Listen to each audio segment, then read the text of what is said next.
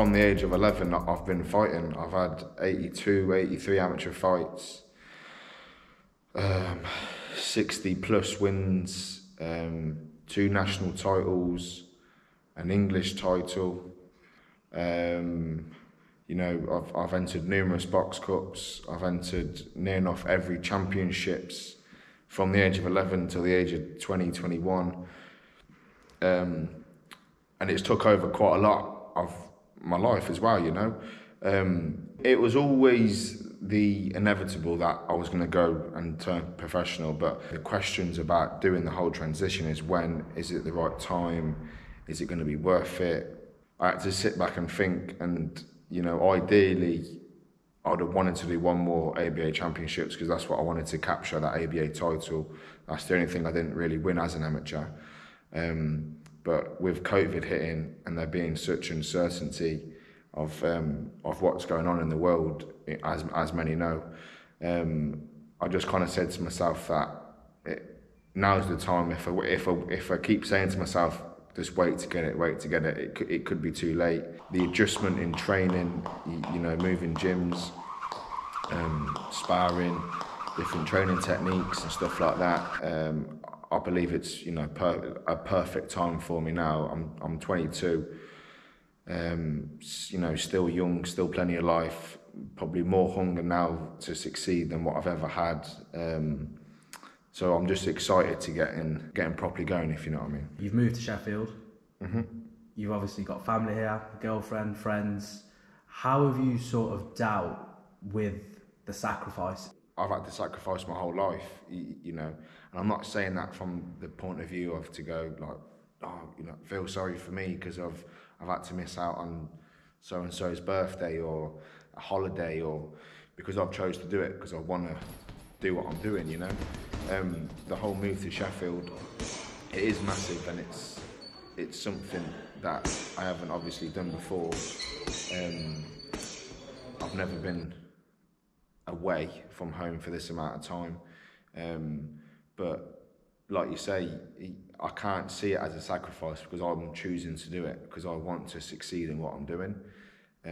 Granted, you know, miss my friends, girlfriend, family, but I know for a fact when I'm older and I've done my time and done what I've needed to do in the sport, I can happily look back and go, every moment of it was worth it, you know. And even if that does mean me missing out on a couple of birthdays, a holiday here and this and that, you know, nights out, it's nothing I'm not used to anyway, you know. It's just amplified a bit because I'm away from home completely, but I just know it's going to pay off. I'm away from home, like you say, I've got no distractions. It's just solely wake up, eat, train, sleep, train, eat, sleep, repeat. Do you know what I mean? It's that's all I've got because that's all I can do. So I've now got 0 excuses. I'm just solely focused on getting to where I know I can get to. What is the thing that drives you? I don't know no different, you know. And regardless of, you know, the move and stuff like that, I believe when and if you are that focused and excited about doing something that you love, you know. Mine's boxing. There's plenty of people out there that love their jobs, you know.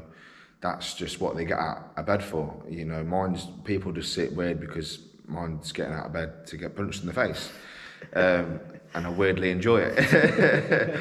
I want to make my family proud.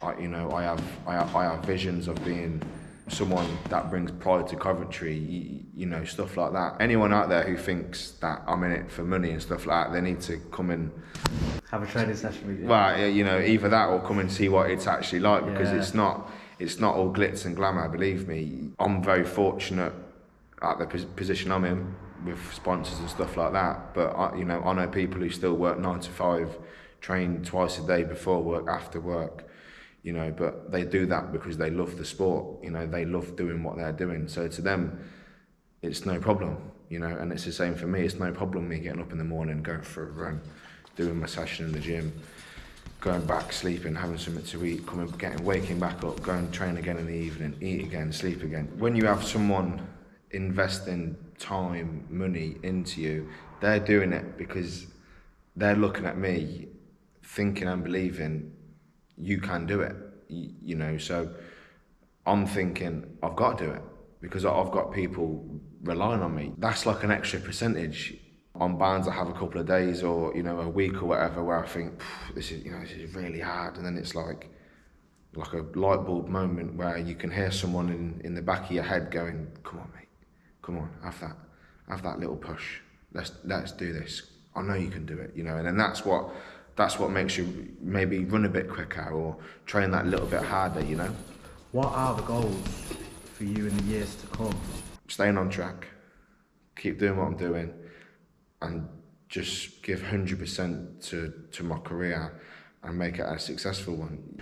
It's just maintaining and consistency with this sport, you know, and that's what I've got to put in to get to where I know I can be.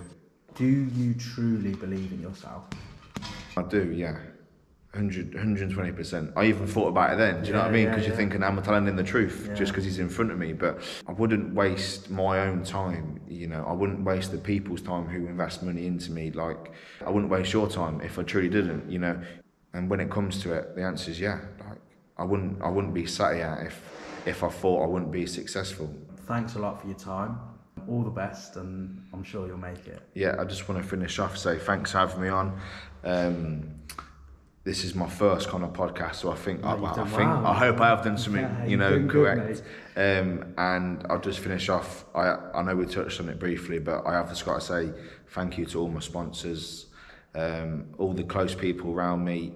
They know who they are, friends, family, girlfriend, all that jazz. Thanks, mate.